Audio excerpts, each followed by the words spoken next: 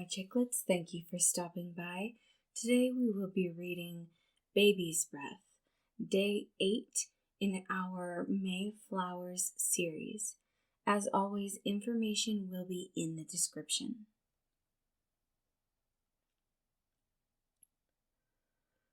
Logan's log. Affection analysis. Subject: 5 love languages.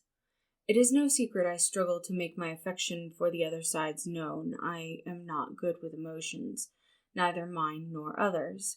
Thus I have come up with an experiment to test the best method of affection dispersion for each side.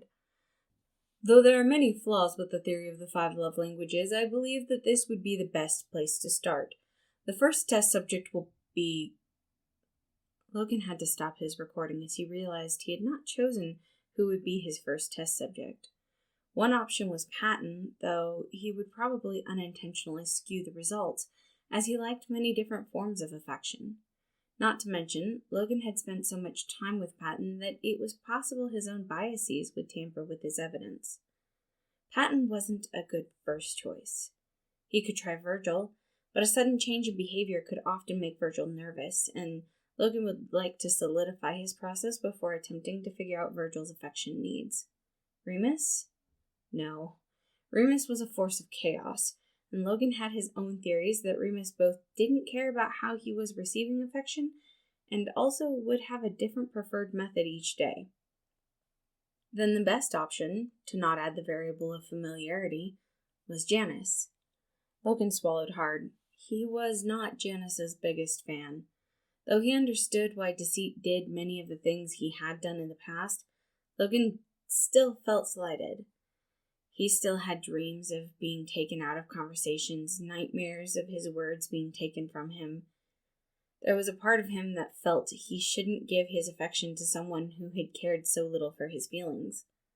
But was that true? The last time it had happened, Janice had come to check on him. He had even shown signs of what Patton described as sheepishness. Logan began to pace his room before finally deciding that he was going to do it. He was going to try his experiment with Janice. It would be good for both of them. Turning back to his recorder, he swallowed before taking in a deep breath. The first test subject will be Deceit, otherwise known as Janice. First trial method, physical touch. The next day, Logan began to watch Janice's patterns. He was learning some of the other side's habits and the things he usually enjoyed. It was valuable data for the rest of his experiment, but he was waiting until they were alone.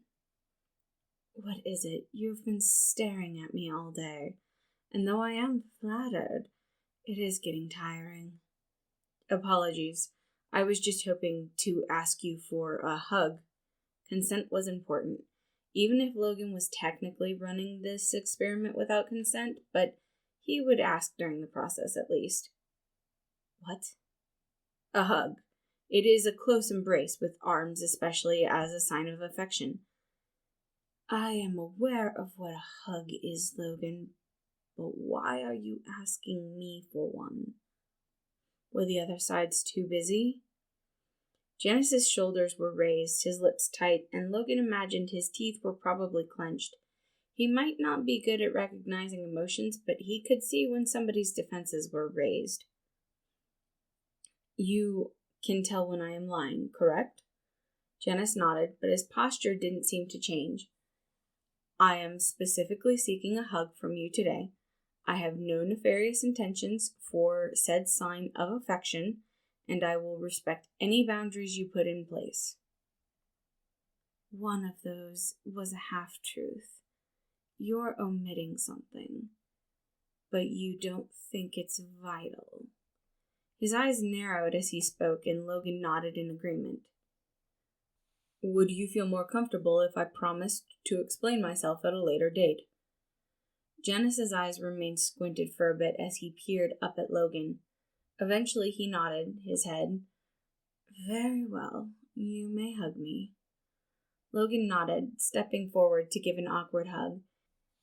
It felt stiff at first, but soon he was rubbing small circles into Janice's back, something Patton had taught him. The deceptive side shivered, and part of Logan was afraid he had done something wrong. Instead, he was pulled closer, a quiet mumble in his ear.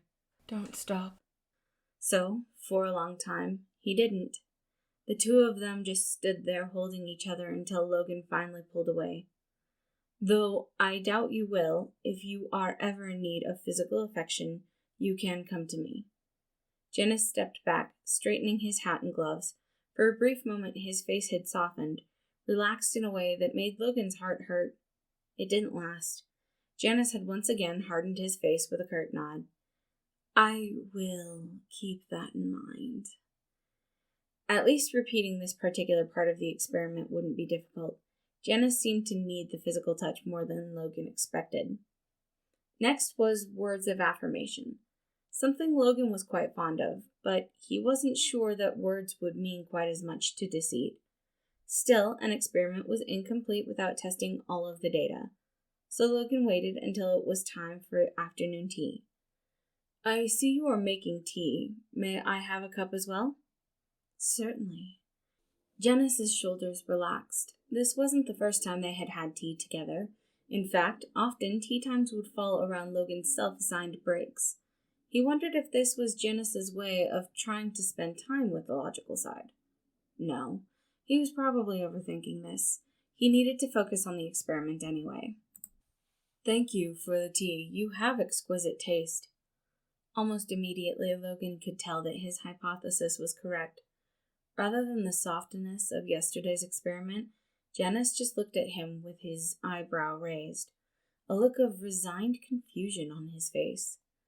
Logan made a mental note to write that down for later, but attempted to keep a neutral expression for now. He meant what he said, and he had no desire to explain further.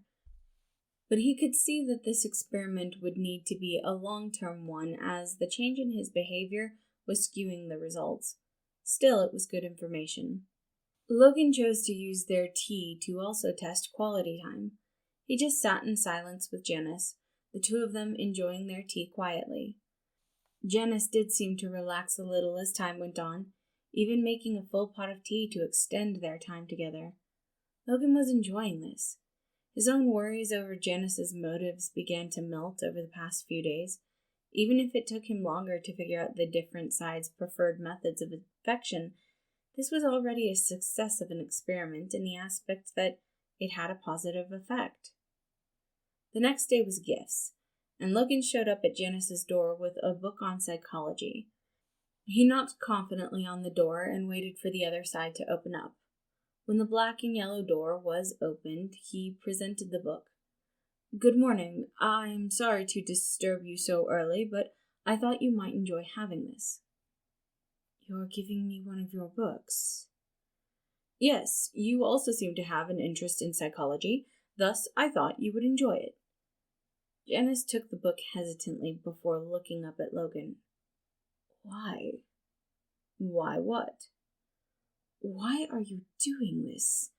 Being so kind. I am well aware of our history. Janice continued with a flourish of his hand. Yet you have spent the past week working your way through different types of affection. I would like to know why. Logan sighed. I knew my change in behavior was too sudden. I will have to modify that. He looked at Janice. I did promise you an explanation. May I come in? There was a bit of hesitation before Janice nodded and allowed Logan into his room. I have been attempting to better myself by learning the affection types of the different sides. This will allow me to help with everyone's emotional needs. So, you started with me because I believed you would be a good baseline to start my information gathering. You are someone I am the least familiar with. Janice's lips were pursed. So, I was just a part of the experiment. In a way, but I sense that you mean something more emotional with that. Janice, I have enjoyed the time we've spent together. He didn't say anything, but Logan could see the confusion on his face. I'm not mad at you. I was, but I understand why you have removed me from the previous conversations. I would still like to continue my experiment if you'll allow it. There was another moment of silence before Janice nodded, taking the book. Very well, but maybe next time, just ask. Would you have been honest?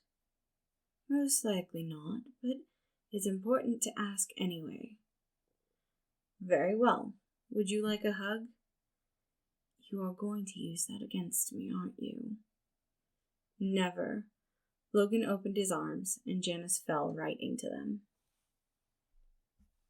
Thank you once again. This was Baby's Breath, Day 8 in our May Flowers series. I do hope you all enjoyed it, and I hope you have a wonderful day.